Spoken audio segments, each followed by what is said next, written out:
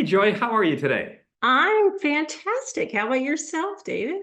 I'm doing all right. Where does this podcast find you today? I'm in Brisbane, Australia, where my home is and has been for the last decade. For us more geographically challenged, which point of Australia is Brisbane on? Brisbane's on the east coast, quite a bit north of Sydney. So it's kind of halfway up the east coast of Australia. So it's probably very hot there right now. It is, although we're having a unseasonably mild summer here. But yes, it is warm. Warm and it gets a little bit humid here, but again, unseasonably dry for us right now. Lovely. Before we get into the science of sweating, tell us a little bit about your background. Well, I'm a US trained, you probably catch that with the accent, family medicine doctor who married an Australian, came out to Australia, was practicing for over 20 years in kind of general, more remote family medicine. And then I got interested in doing a PhD and working on more kind of a public health perspective, more preventative health. When I realized after 20 years of prescribing a lot of medicines, then prescribing a lot of medicines, that I wanted to study a different frontier, I guess, in medicine. And that's when I met Mark Cohen, and we went through a whole list of things that we wanted to further research, and sauna was at the top of that list of both of ours. So, and that's what got me into looking at sauna. And it was my own personal experience too, with stumbling into sauna as a therapeutic treatment for a medical condition I have that really made me go, wow, is there any evidence in this? And this was already 10 years ago now. We've had Mark on the show, tremendously informative, really changed my thinking about sauna and contrast therapy. But I want to talk to you a little bit about the female differences, the gender differences in the way heat affects the body and thermoregulation. Talk to me a little bit about that. Well, let's back up a little bit and just review, well, what's happening to our body when we're in heat. Because one of the first steps you think about is we have these sensors in our skin that sense the heat, send messages to the brain, the hypothalamus. And that is what causes a lot of those hypothalamus to the pituitary, causes a lot of hormonal and heat shock protein, all these multi-system, multi-organ effects that lead to circulation that goes all over our body and then makes us do the superpowering of sweating. And that's something new in medicine. We've kind of systematically ignored sweating up until this last decade or so. And we're finding out the act of sweating and the content of human sweat is so unique and so unexpectedly rich in its metabolic content. And then where women, so to answer your question, where do women fall into this? Well, estrogen and progesterone, our sex hormones, are very intricately intertwined with thermoregulation.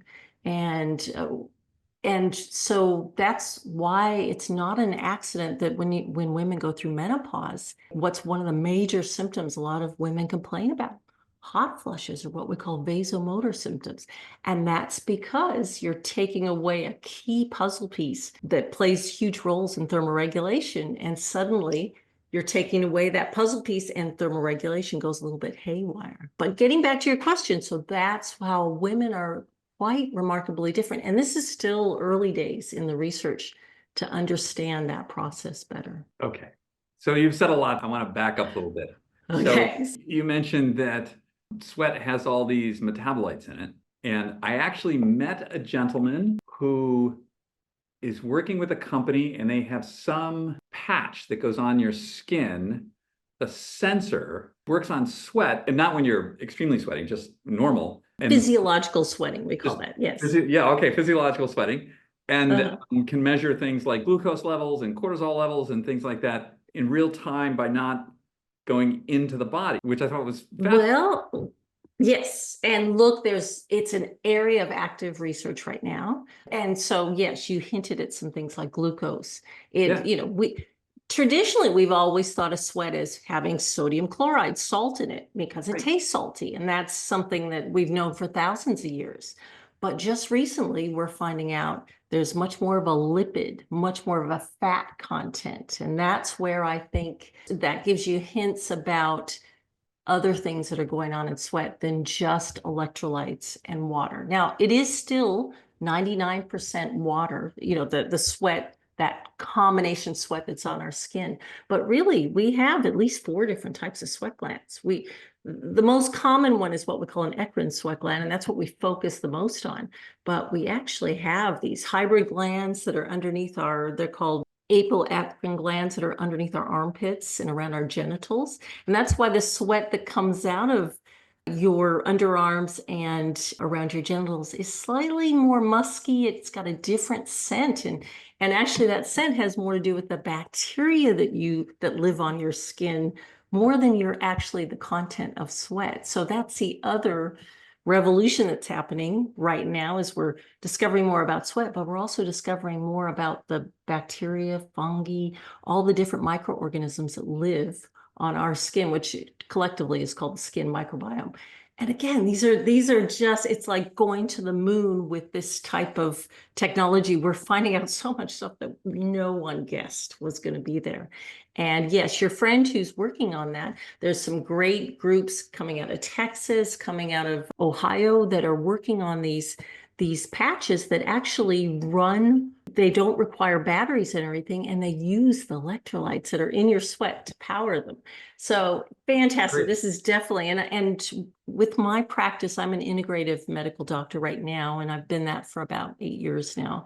I really love working with people in wearable information. So I'm hanging out and I've done a lot of consulting with companies that are looking at how to best analyze sweat. And you're going to have to shut me up because I love talking about this stuff. But you mentioned about glucose in sweat. Well, that's been a real problematic spot right now. Like a lot of the continuous glucose monitors you see, those are based on interstitial fluid. So it's a little microneedle that goes underneath. And it's because those glucose levels are more correlated with the glucose levels that are in our bloodstream, which we think of as blood glucose. Whereas what's on sweat is a little more, it depends because it interacts with the environment so much. So it's really easy to contaminate your sweat.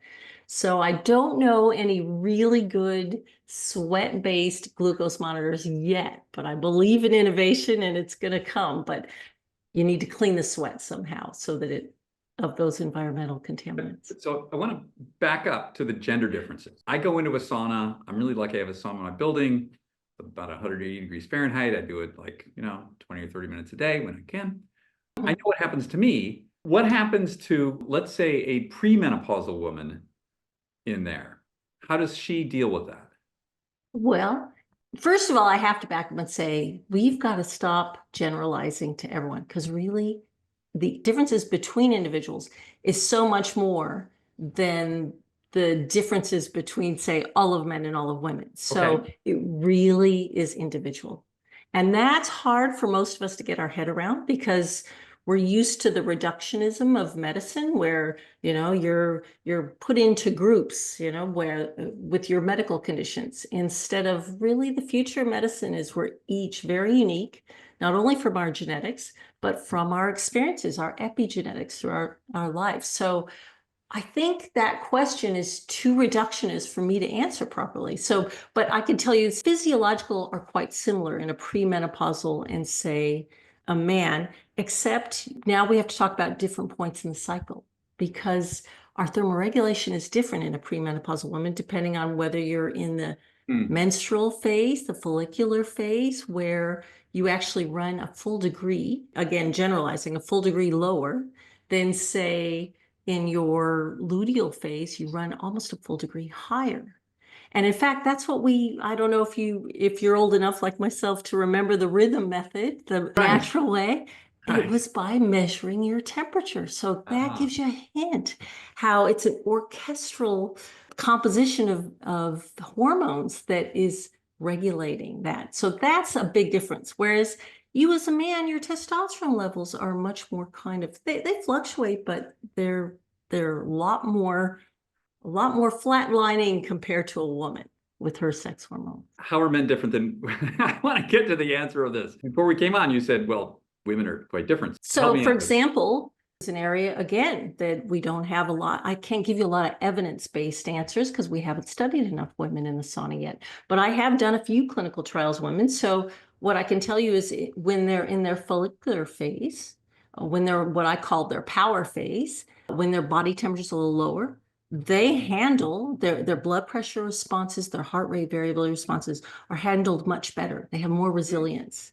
Mm, Whereas if you catch them, if you put them in a sauna in their luteal phase, when progesterone levels tend to dominate more so than the estrogen levels, they can often not tolerate the heat as well. The women that I've talked to anecdotally say it's not as pleasant. They prefer to sauna more in the more follicular phase, in that more power phase, than the resting phase. And are you finding cortisol levels go up? Well, now cortisol's another. Cortisol levels, yes, there's been a few small studies looking at sweat cortisol levels that Mm, go up.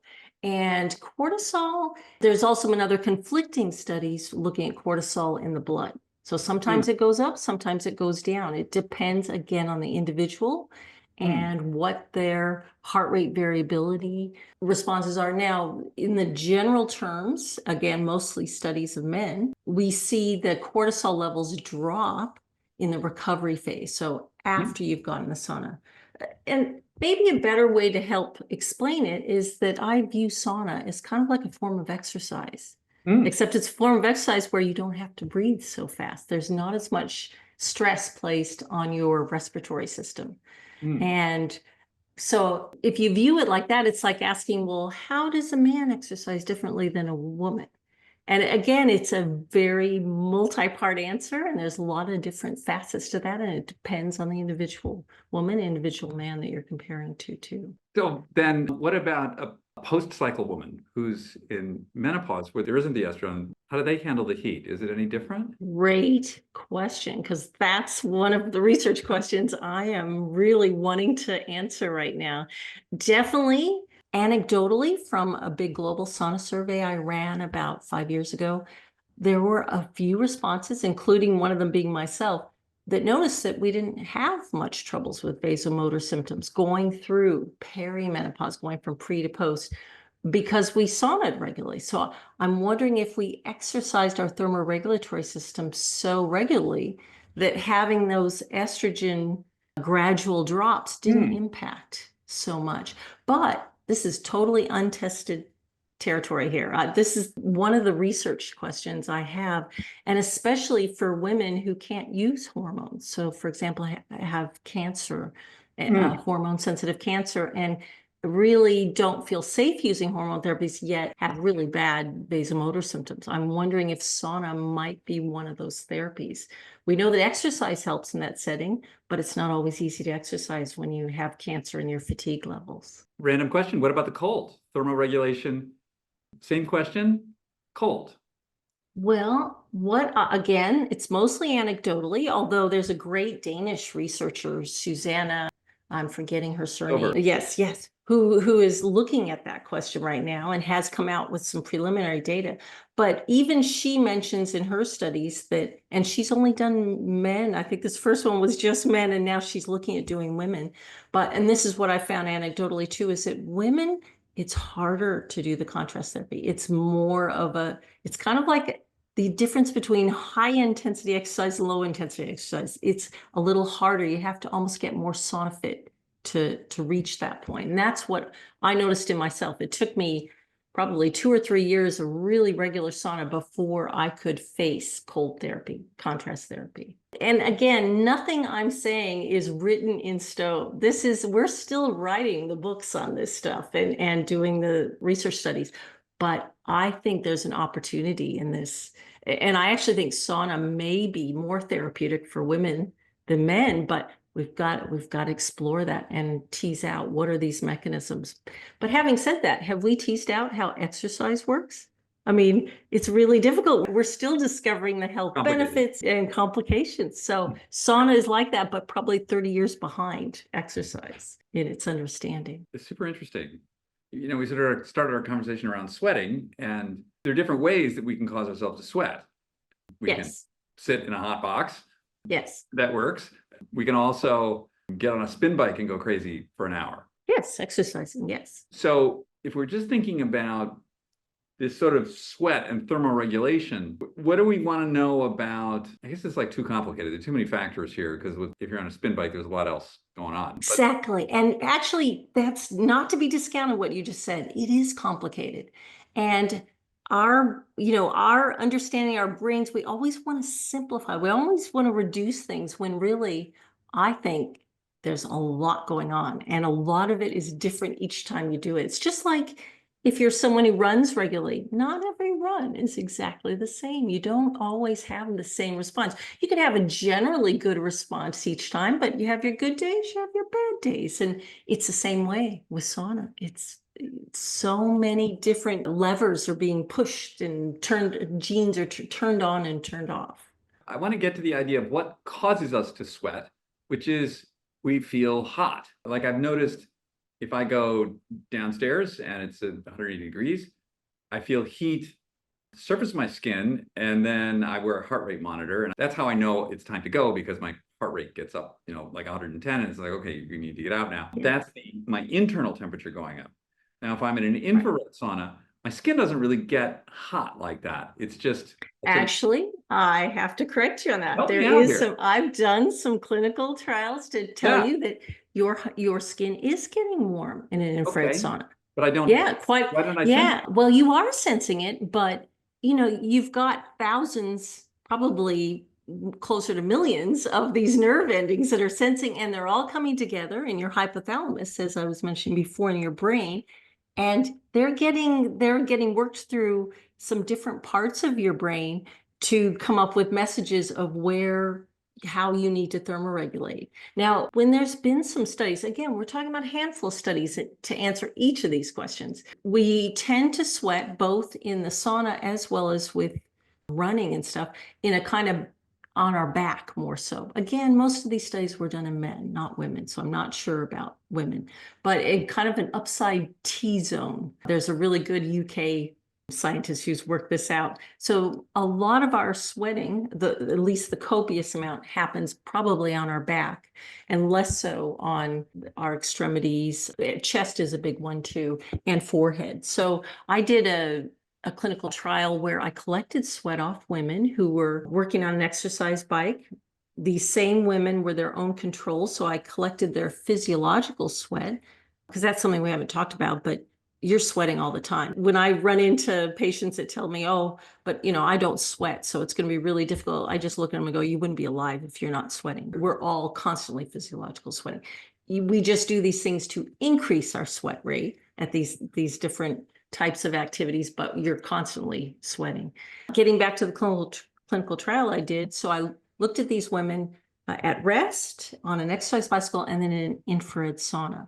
And I had them participate in these activities to getting a heart rate, except for the control resting, to getting the heart rate in the same target zone. And what I found is an infrared sauna at 60 degrees Celsius for 15 minutes is about the same as moderate intensity, 75% of maximum heart rate on the exercise bicycle in these pre-menopausal women. And I also measured the temperature of their skin and their forehead, forearms, and back.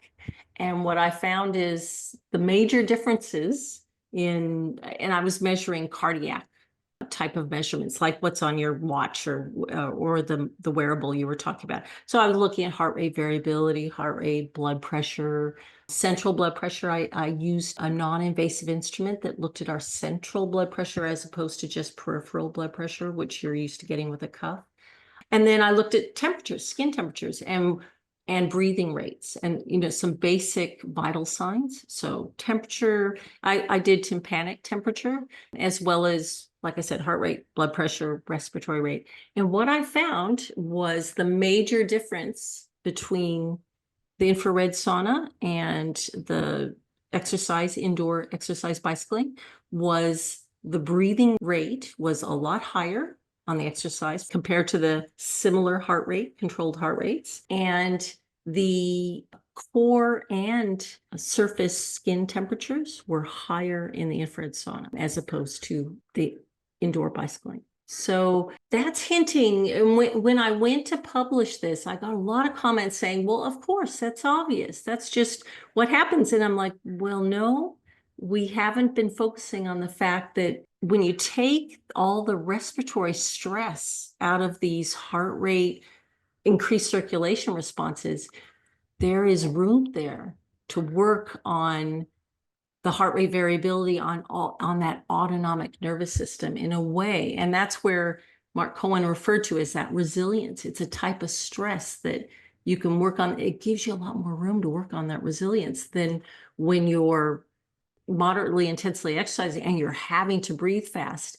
It's harder to do your breathing exercises or to take control over your breathing. It's a way of being able to control that autonomic nervous system that can go kind of haywire. So Stress response with the stress, yes. that you can't do on an exercise bike. Right. Whereas with that same with the same sheer stress, all those benefits, those cardiovascular benefits, you can still work on your breath when you're inside a sauna.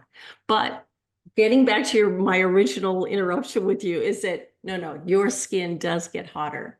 Even though you may or may not be seeing the sweat there, but it is definitely warmer compared to if you were on that exercise bicycle. It's very interesting. I hadn't thought of this. The idea, I don't use an infrared sauna. I use a regular one that gets hot. But you can definitely control your breathing there.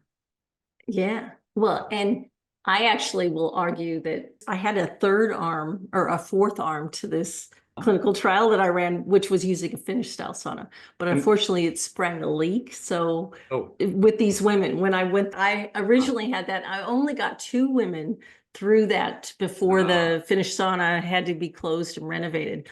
But what I found is the skin temperatures were actually higher in the Finnish sauna. So yeah, absolutely. and I think, yeah. So, but yeah, all of these things, it's higher. It's not, and interestingly, it was more difficult. Well, and so this is another fascinating that I can't completely explain, although I have some theories, is it was more difficult to collect the sweat from the exercise compared to the sauna, which I found fascinating. I thought I'd have no troubles collecting all that sweat coming off when someone's, working really hard on the exercise bicycle.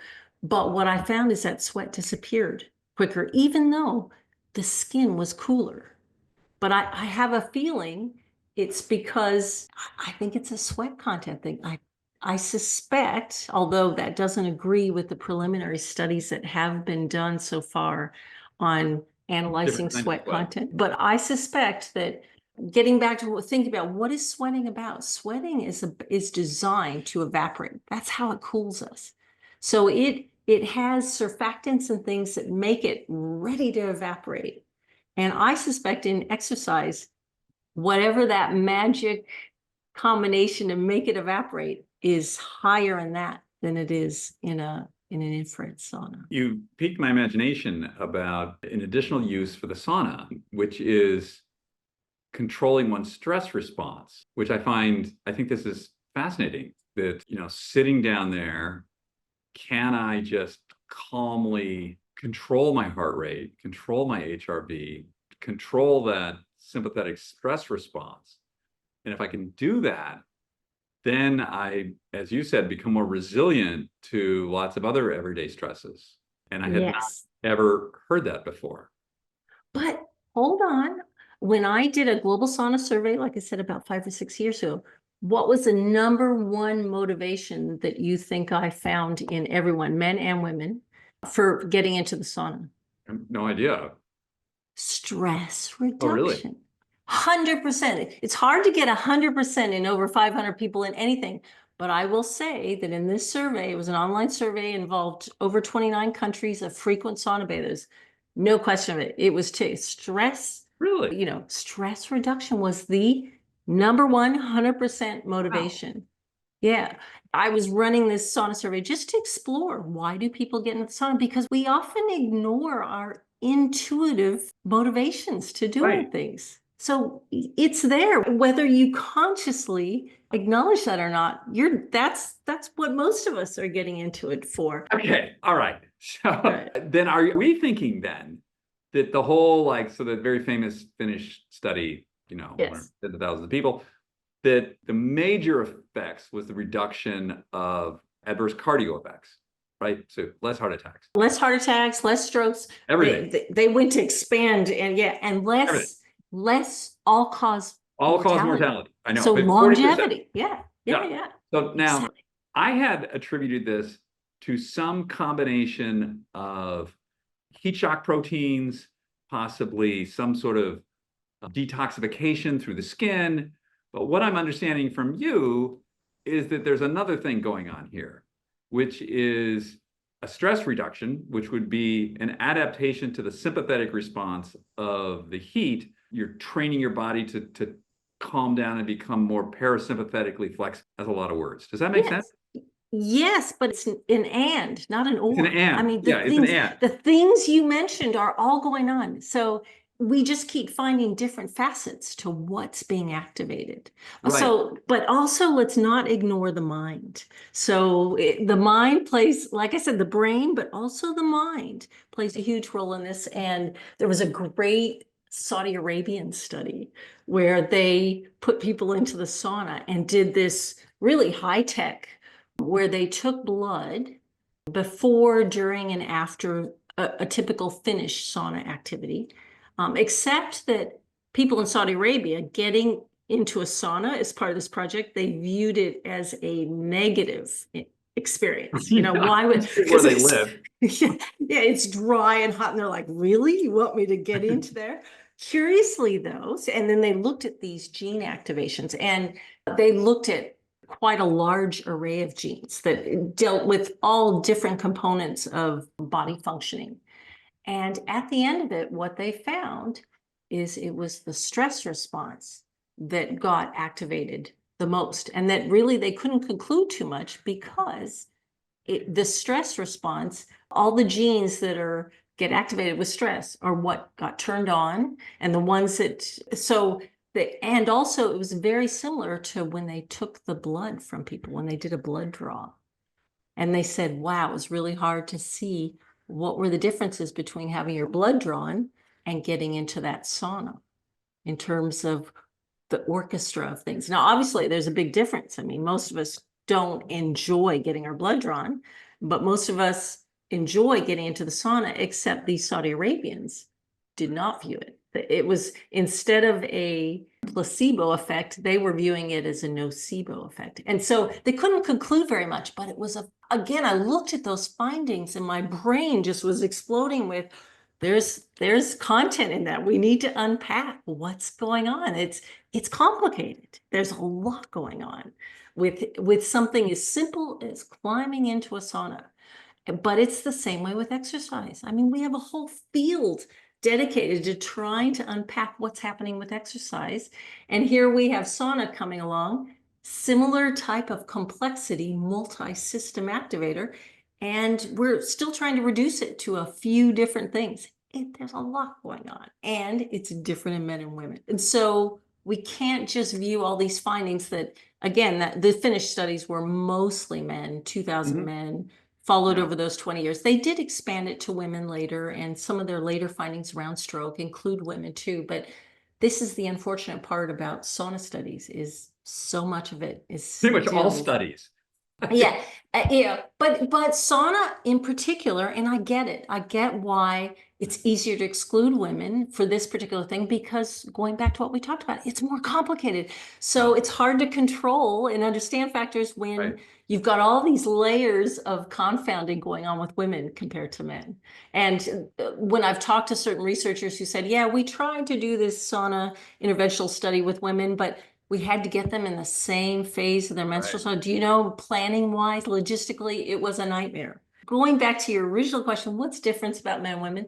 It's that it's different. Our physiological responses are different at different times of our cycle. And then postmenopausal, well, that's open. We need to get the funding to study postmenopausal women. I know there's a lot of people in my audience who are struggling with menopausal symptoms. And I just want Yes. to make sure that I repeat this so that I understand this correctly, that you feel that there could be a possibility of decreasing the hot flashes because Hot flushes, yeah. because you're training your body to deal with thermoregulation better by doing the opposite of what you would think, right? You go into this like really hot room, and that's going to Yes. help you with hot flashes. Did I get that correct? Yes. Well, that Okay. is my suspicion. That's my hypothesis. I'm testing it out, but I can tell you there's a lot of anecdotal evidence that I can't tell you how many times I get a postmenopausal patient who I'm trying to set up a sauna therapy session for, and she goes, "This is just so counterintuitive. I can't tell you how this does it." Right. And then she gets in there, and that's the other thing is that when you ask someone to start an exercise regime, you don't tell them to run a marathon to start with. And that's Right. another misconception is you talked about 20 minutes. I'd say when I start these women in, I go, we're just going in there for 5 minutes, 60 Hmm. degrees, infrared sauna, 5 minutes. Also, you can use a regular sauna too. Look, I think they're similar and different, but look, it's just a matter of degrees and a matter of what there's some slight differences. But anyway, I happen to have an infrared sauna as part of my clinic. So I get them in there. I said, I just want you to get in there 5 minutes and I want you to do this a couple times, 2 to 3 times a week. The trouble is, outside of this clinic, I mean, all the businesses around saunas, what do? They sell them as 1 hour sessions, and it An makes hour, a really really, long time. yeah, I mean, allowing you to cool off and go in, but I'm just telling you in terms of using it as therapy, Right. that's too long. Even Yeah. 20 minutes is too long for someone just starting out. You have to work up the same way. You have to get sauna fit. And when you get sauna fit is when you're modulating this thermoregulation. That's where the secret sauce is getting it regularly modulated, but that takes doing it once a week, twice a week, 3 times. Each person's a little different depending on how much they need to work on their thermoregulation. I mean, it doesn't help that we're either in heating or air conditioning, that we're so climate controlled Hmm. with our environments now. We're actually not exercising our thermoregulation as much. We're just relying on physiological sweating, which is like the equivalent of just sitting down in a chair in terms of exercise. You know what I mean? You have to be pushing these boundaries of our capabilities to develop resilience, is my thinking. And when you think of heart rate variability, I remember having to get my head around that when I was doing my studies analysis. I'm like, really? You want your heart rate variability to be higher? I thought you Yeah. want your heart rate to be lower. And in my medical training, it was always like, oh, when we would record notes, a heart rate is regular rate and rhythm. Well, now we're finding it's anything but that in healthy people. So it's trying to bust the prison of ideas that we get trapped into. And I think sauna is a great example of how we need to do that. So I'm going to take a moment here to rant on something that I heard the other day. Good. So, I call these like the heroes of podcasting, and these people, they will like say things as if they are absolute fact. And so the gentleman was talking about, well, after you weight train, you want to go into the sauna because you get this human growth hormone reaction. Now, for myself, I have learned that this is a very bad idea because I do these sort of intense hour and a half workouts. And then what I want to do is I need to get myself parasympathetic, right? If I tack on another 20 minutes of sympathetic activation in the heat, now I've used up my stress allotment. Like I'm over the edge. So now I've overstressed myself. And if I want to do the sauna, I need to separate these two things. I can't do the one after the other. It's like it's too much impact on my body. Does that make sense? Well, yes, I understand. I hear your experience.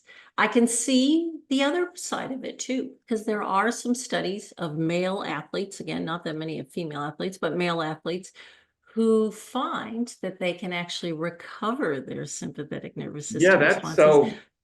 quicker in the sauna. And Interesting. these are fascinating. They're very small. They tend to be less than 20 men. They tend to be different sports. Like I think there's one in wrestling, there's one in cross country skiing, and all these different, and weightlifting. There's one that's, and they tend to come out of Europe. A lot of these studies are European. Some of them are American. There's a whole world of sauna research, which I love. That's one of the things I love. But yes, there is some that the hypertrophy response, it gets heightened, Mhm. but their recovery, certain markers of recovery are heightened Interesting. too. So again, it's different. But where are you? Are you a weightlifting, competitor? If you No. are, then it's a different. So that's what I mean. And yes, there's been a lot of airplay, and the podcasters love the growth hormone. A lot of the sauna influencers are totally into the growth. That's one of probably about 1,000 different changes we're talking Right. about, Right.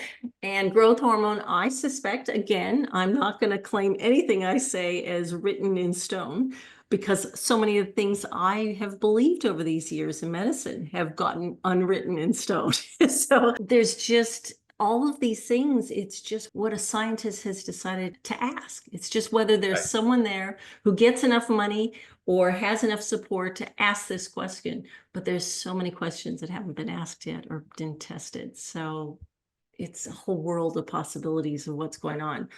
But I would encourage you now. I heard what you just said, and if you were one of my patients who I was creating a sauna protocol for, I would encourage you to still do the sauna afterwards, but work on breathing and go for really a super gentle sauna and work on your Right. breathing response in the sauna. And you might find, and also another key thing that we systematically ignore is hydration. Oh, So yeah. Gosh. Yeah. oh my gosh, Huge. hydration, that's kind of, I'd have to say that's been the theme of my last couple of years of practice is once I decided to look, I'm finding that, 80% of my patients are underhydrated. I mean, Absolutely. just generally. And when I ran my clinical trial, I would constantly get urine samples before, during, and after sauna. And I was amazed how many people came to me underhydrated, and I'd be like, oh, we can't even think of doing these type of things until we get you need to drink. And it's not just water. That's Yeah. another problem. Yeah, the electrolytes. But I know that you've interviewed others and I've heard you talk. You've seen the light with electrolytes, but a lot of people haven't seen the light. They just think, oh, if I drink more water, I'm getting hydrated. You drink more water, you get more water into your Yeah. bloodstream. But hydration doesn't mean just getting water into your bloodstream. Yeah, that's good for blood pressure and things, but you need to get it out of your bloodstream into tissues before it gets to the kidneys where it gets urinated out. So it's so much more complicated. And a nephrologist is probably choking if there's any nephrologist listening to this, because it's like, are you kidding? It's so much more complicated than that. It depends on all these ratios of hormones and electrolytes. And again, I am in awe of our human body. We're like a sculptor we just keep sculpting it, a little bit of an organ, a little bit of this, and it is so much more in there than what we can discover yet. Those the electrolytes were just like night and day. Once I understood that, and especially in the sauna, huge, Well, huge difference. Yeah. here's another thing that was huge difference for me being when I was postmenopausal. So I didn't have troubles with vasomotor symptoms, but I did have troubles with waking up in the middle of the night to have to urinate. The salt. Right. But it's Ah, counterintuitive for a lot of us women. So at first, I was like, when I first started thinking about drinking more before I went to bed, part of me is like, are you kidding? Then I'm going to have to wake up more. But it was drinking the right fluids with electrolytes. exactly. And suddenly I was not Right. having to wake up. But it Exactly. is very counterintuitive for a lot of us women. But that's another one that, is there enough evidence to recommend it? Globally, no, but that's another research project. I think we should be looking at hydration states. And recently a journalist asked me about, should you take electrolyte tablets post sauna? And I said, why limit it to post sauna? We should be hydrating pre, during, and after. Although, having said that, now I have a very good Hungarian friend who would adamantly disagree with me because it's part of their cultural tradition. They do not drink while they're in the sauna, and they're careful not to drink too much right before sauna. So there's a lot of cultural messages that are like they're like chatter in the way of getting to what's actually going on in our body. But they're important because that mind component, which we have a lot of troubles controlling for. And before we finish up too much, let's go back to the mind and sauna, because I told you relaxation was the number one motivation. But when I actually teased out people with medical conditions who were using sauna as medicine, I was very surprised that the reasons people were saunaing, medical reasons, were not the medical reasons that have come out in research. It wasn't for blood pressure. It wasn't to improve their heart health, which is what I was expecting when I asked all these people. It was number one was pain relief. So low back pain. Number one reason people were getting into the sauna that for a medical issue was low back pain. Second was other musculoskeletal pains, whether they had a frozen shoulder, whether they, some recent injury.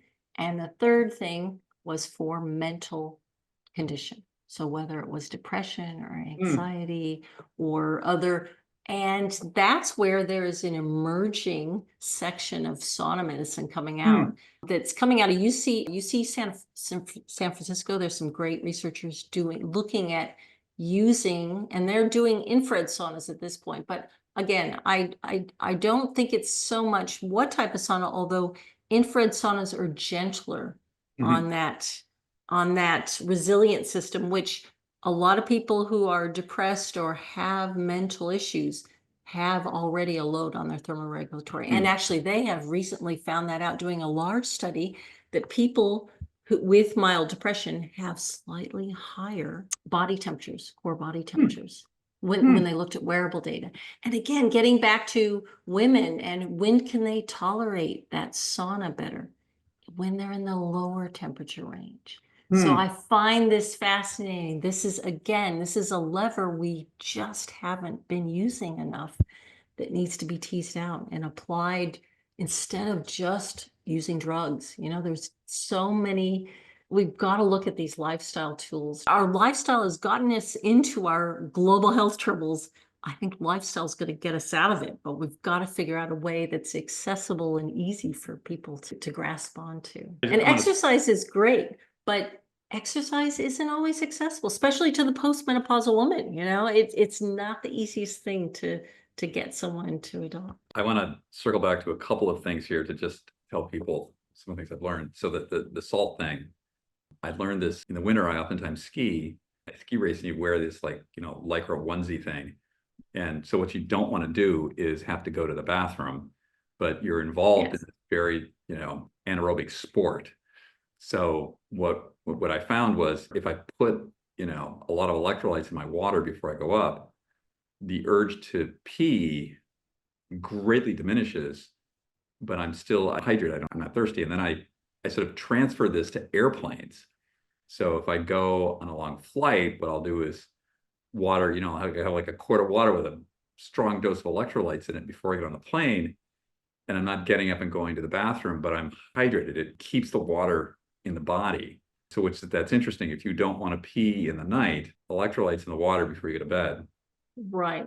And that same principle applies to going before a sauna. If you want to actually have more resilience in that sauna, have more room to play with that stress response, got to be hydrated. Yeah, absolutely. As you went through the litany of things, why people go into the sauna, it really reminded me of why people go into the cold. It's almost the same list. So before there were SSRIs, there was just cold water.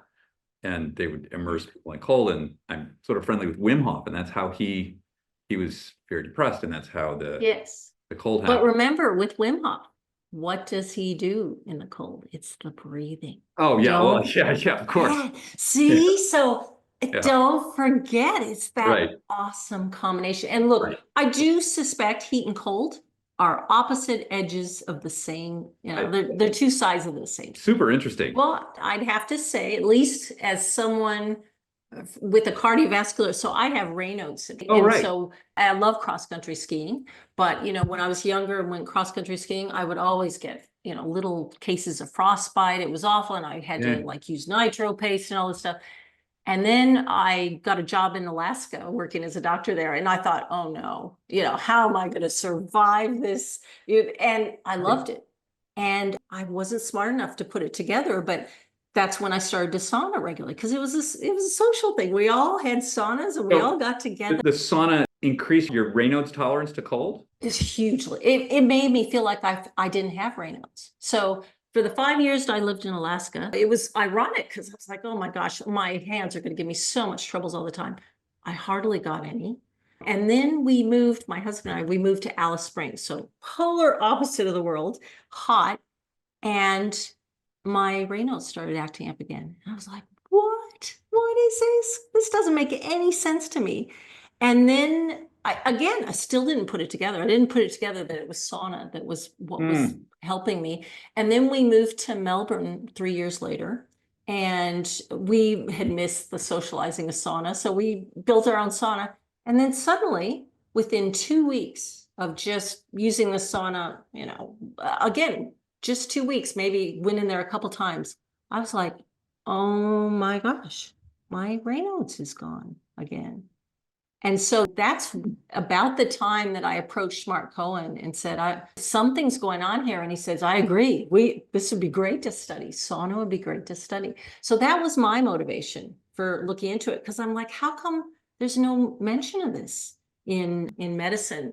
Although once I wish I were smarter. I wish I were more connected. But I remember meeting this pilot who also had Raynaud's many years ago in Alaska.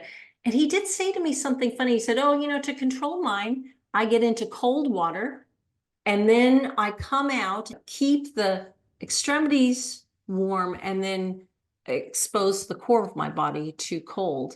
And I do that a few different times. And really, he was describing contrast therapy before we've come up with the term for it. And he said, it usually lasts me for about 3 months. And I remember thinking, sounds a bit hokey to me. But now, 20 years later, I have to say, you were spot on. I think it's, again, getting this thermoregulatory system more resilient, more used, more exercised. If you don't use something, you lose it. And I think that's what's going on with thermoregulation. And we didn't even get a chance to talk about heart health and cardiovascular. I mean, what causes cardiovascular disease? We're still unpacking that. Yes, we know high cholesterol is involved, and we know in the immune system, it's inflammatory reactions. But, these are all the things that I think both exercise and sauna are working on. That's why I think cardiovascular disease has been the easiest thing to demonstrate benefits with.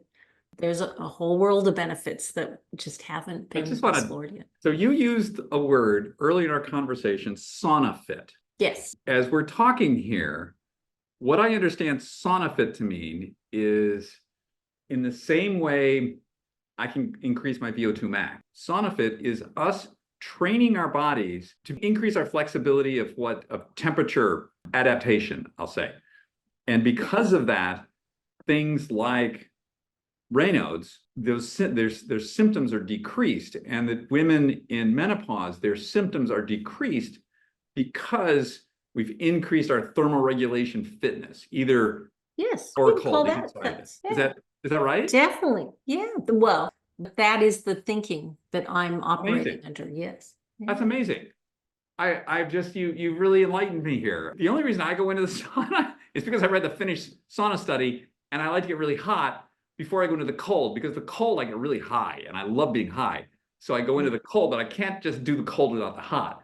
So that's why exactly, and that's exactly what a lot of women struggle with, is it's hard to face the cold. And that's what Mark Cohen found, is that when he was mentioning that women had a little more difficulties, if he'd gotten them into the sauna first. And I'm with you, I get that real high, that exhilaration from the contrast therapy. Yeah. No question. But it was hard to access that high if I didn't have the heat first. Sometimes I've been doing this thing in the morning recently where I just get up. We have a cold plunge in my building, which is why I live in this building. How many buildings in Manhattan have a cold plunge like mine does? So I take the elevator down with my robe, and I had some water in the morning and some electrolytes, and I just go directly into the cold to just sort of see like, okay, in the spirit of Wim Hof, like what's going to happen? Well, it's shocking, but as long as I know I can warm up afterwards, I don't start shaking, then it's like super awesome. It's better than any kind of coffee you can have in the morning. You do that. Interesting, because again, I think these are two opposite ends of the same spectrum. Because Yeah. when I did the global sauna survey, there were quite a number, I want to say 10 or 11 people who just happened to mention that they like to sauna in the first thing in the morning. Yeah. And again, what are they probably doing after? I mean, we don't know. They didn't mention that in their comments, but I'm suspecting they got maybe into a cold shower, Right. to get themselves ready for the day. Right. So again, and this could be as simple as endorphins, but it's probably much more I complicated think than it's that. much But more than that. Yeah. yeah. But again, all of this needs to be unpacked. And there are obscure studies that suggest all of these things, but we just haven't had enough funding or haven't been. We're also in all different disciplines. All of us are researchers. There's some that are cardiologists. There's some that are me. They're like general practitioners. There are others that are sports scientists, and we don't talk to each other that much. I mean, there are these sauna conferences, these international sauna congresses that are fantastic, but right now they're only happening every 4 years. So we don't actually interact as well, other than through journal articles, which are just such a constrained way to share information. And they're often behind paywalls. So not everyone can read everyone's work. So Well, this gets into a whole system problem. as you said, everybody's different. Everyone is So different. it's really for the people who are listening to this, I can say there's probably a range of benefits that you would get from being in the sauna for a certain amount of time and just see what works for you. One of the things I really like about Mark is there's no prescribed protocol. I think the whole prescribed protocol thing is just madness. You just see like what works for you. Does this feel good? Does it not feel good? Too much? Too little? See what happens and just give it a try. For those of you out there who are afraid of the cold, as my friend Wim Hof says, let the body do what the body can do. You're not going to die. And of course, feel like that, but you'll be okay. Now, hold on. Now you got to be careful. And that's why it's like exercise. That's how we tell people. I mean, but that's why there's a whole field of exercise physiologists and physios now. And that's what I envision for the future. I really hope we have thermal therapists, sauna therapists. I mean, that's Thermal therapist. yeah, I think again, this is a big enough field. It deserves, but we can learn lessons. Like you said, oh, you're not going to die. Well, guess what? If you have aortic stenosis, you could potentially die. So you have to be careful. And there have been deaths around some Wim Hof. So a lot of it has to do with having structural heart thing. We're all different. And so that's why having some guidance can help you get to the benefits quicker than having a lot of failures or giving up entirely. So that's what I see in the future. But I'm with you. So I'm writing a book right now all about trying to help people think about what they might want to try in coming up with their own sauna protocol. Because there's all these things don't get talked about. And we haven't even talked about the contraindications to sauna, which hardly any sauna influencer is going to talk about. It's bad for business. No one wants to talk about who shouldn't get in there. But there's some issues, like if you have multiple sclerosis, if you have some troubles that might impact those neural pathways that are involved so deeply in thermoregulation, you can feel pretty awful. So this is the type of thing that you don't want to find out by trial and error the wrong way. So there's things, and a lot of people post-COVID, the long COVID, it's turning out you have to be gentle with looking at either hot or cold. Sometimes it's too much and it can throw them into a profound fatigue. So you gotta be really careful. What are the other contraindications? So you mentioned two. Are there others? Well, if you've had a major burn or if you have a skin compromise, I mean, we forget skin is this airtight, well, not airtight, but it's a seal. It's our seal with the environment.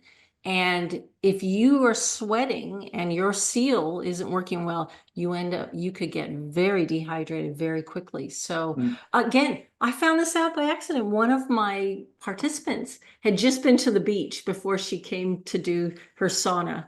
And when I was going to collect her sweat, I'm like, gosh, I know I can collect sweat off you when you were on the bike. I got all kinds of stuff. And when you were relaxing, but gosh, I can't seem to collect your sweat. And it turned out, even though You couldn't see her sunburn. She'd had the sunburn about 2 or 3 days ago. Obviously, Oh, her skin interesting. integrity was still. So Right. people with eczema or psoriasis, it's curious that we tend to put water immersion, warm water immersion can be a therapy, it's a dermatological therapy sometimes. But think about that. You still have to be really careful with hydration, how much you can Mm, lose. So, especially with sweating. So, yeah. So definitely skin integrity is important. Like I said, certain valvular issues. If your heart can't handle that kind of stress, if you can't tolerate blood pressure fluctuations, there's a number of cardiac conditions. But curiously, heart failure is not one of those. A general stable heart failure is probably where there's the most evidence of benefit with sauna. And I find that ironic because most of the public saunas you go to have this big placard that says, if you have a cardiac condition or a heart condition, talk right. to your doctor, which, by the Right. way, this is not taught in medical school. So I don't know what the doctor is going to say other than don't do it, precautionary principle. But really, we need to change those signs. If you have stable heart failure, you need to be talking to someone about starting a gentle sauna protocol to improve your resilience, your heart. Thermotherapy. Yeah, thermotherapy. So that's the future I want to be part of, thermotherapy. So, Joy, this has been delightful. If somebody wants to learn more about you, where would they go? well, I have a website, healthwithjoy.com.au. It is Australian based. And I'm constantly trying to update it with some research and I'm hoping to start some of this sauna guidance with my book as I'm writing my book, but I want to start to offer that online to people. So I'm coming up with a survey of questions to help guide how to best prescribe sauna for people. But I'm with you. I agree with you and Mark Cohen that each of us is different, and that's why I think a different approach it will Right. be useful. Joy, thank you so much for joining us today. This has been tremendously illuminating. And when I go down to the sauna tonight, I'm going to be working on my breathing. Good, good. Well, thank you for inviting me on, and this was such a pleasure. You asked so many interesting questions coming from someone who's informed already and experimenting with sauna. That's great. Thank So you so thank much. you. Take care now. Bye-bye.